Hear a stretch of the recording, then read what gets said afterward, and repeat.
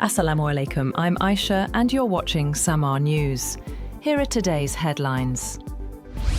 Iran's supreme leader, Ayatollah Ali Khamenei, has warned that any US attack on Iran would trigger a regional conflict, according to Iranian state media. The warning comes amid heightened tensions between Washington and Tehran. The United States has increased its naval presence in the Middle East after President Donald Trump repeatedly threatened intervention if Iran does not agree to a nuclear deal or fails to halt the killing of protesters. Meanwhile, Iran says its armed forces are at full military readiness amid rising tensions with the United States. Islamic Revolution Guards Corps Deputy Commander Ahmad Vahidi said his country is closely monitoring all enemy movements and dismissed the US naval presence as psychological pressure. Separately, an Iranian official clarified that the Revolutionary Guards have no plans to hold live-fire naval exercises in the Strait of Hormuz. He said the reports of drills planned for early February were incorrect, with Tehran saying no official announcement was ever made. Iran says it will consider the armies of European Union countries as terrorist groups in retaliation for the EU's designation of the Islamic Revolutionary Guard Corps. Parliament Speaker Mohammed Bakr Kalibaf said the move applies to EU states that place the Revolutionary Guards on the bloc's list of terrorist organisations. The European Union made the designation on Thursday, marking a symbolic shift in its approach toward Iran's leadership following what has been described as the country's deadliest crackdown on protests since 1979. Donald Trump has said that Iran is talking to the United States and suggested that a deal could be reached to avoid military strikes. Speaking on the matter, he said Iran was engaged in discussions with Washington and that the outcome would determine future developments. He added that a large US naval fleet was heading towards the region. Moreover, Trump also said that India would buy oil from Venezuela. He maintained that progress was being made towards a possible agreement between the United States and Cuba, adding that both sides appeared close to a deal. US President Donald Trump has said that the United States may work out a deal with Cuba, reiterating his call for Havana to negotiate with Washington.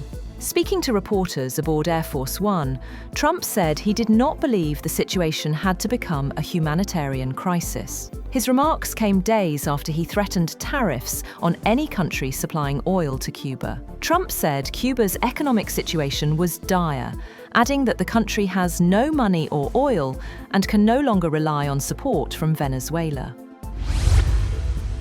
Security forces have foiled a series of attacks by Fitna-e-Hindustan in several cities of Balochistan, killing 92 terrorists, including 3 suicide bombers. Operations conducted over the past 2 days have raised the total number of terrorists killed to 133. 15 security personnel and 18 civilians were martyred in the attacks. Search and sanitization operations are continuing in the affected areas. All attackers, planners, facilitators and abettors will be brought to justice. Ukrainian President Volodymyr Zelensky says a new round of US-brokered trilateral talks between Ukraine and Russia will be held in Abu Dhabi on February 4th and 5th. In a post on X, Zelensky said Kyiv was ready for a substantive discussion aimed at bringing the war closer to a real and dignified end. He said Ukraine's negotiating team had confirmed the dates following a briefing on the talks. In a post on X, Elon Musk has said the steps taken to stop the unauthorized use of the satellite internet service by Russia appeared to have worked. His comments came after Ukraine said it was working with SpaceX to prevent Russian forces from using Starlink to guide long-range drones in attacks. Ukraine's defense minister, Mikhailo Fedorov, said Kyiv had detected Starlink systems on drones used by Russia. The Rafah border crossing between Gaza and Egypt reopened early Sunday on a limited trial basis. The move was meant to test security and technical systems, with only a small number of residents allowed through. Full two-way passage is expected to begin on Monday, under joint monitoring by Egypt, the European Union, and Israel. The US State Department has approved more than $6.5 billion in potential military sales to Israel in 3 separate contracts. The Pentagon said the US State Department approved a potential sale of Joint Light Tactical Vehicle and related equipment for an estimated cost of $1.98 billion, and another sale of AH-64E Apache helicopters for $3.8 billion.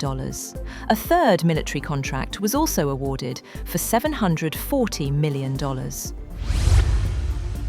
And a deadly winter storm sweeping North America has killed more than 100 people across the United States. According to reports, over 170,000 homes remain without power as dangerously low temperatures grip large parts of the country. Blizzard conditions have hit the southeast, while forecasters warn another major storm is headed for the east coast.